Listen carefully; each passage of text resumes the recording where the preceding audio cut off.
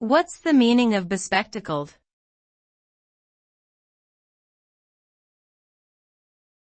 Bespectacled.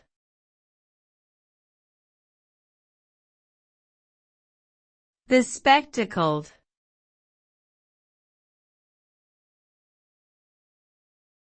Bespectacled.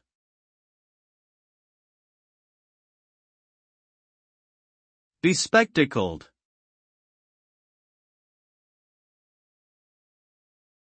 The word bespectacled is used to describe an individual who wears glasses.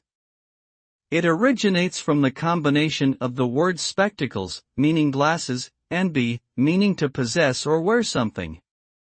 The use of the word can imply a certain level of formality or studiousness, as glasses often indicate a focus on reading or studying. It can also create an image of a person with a scholarly or intellectual demeanor. However, the use of glasses is not always associated with these characteristics, and can simply be worn for vision correction without any particular connotation.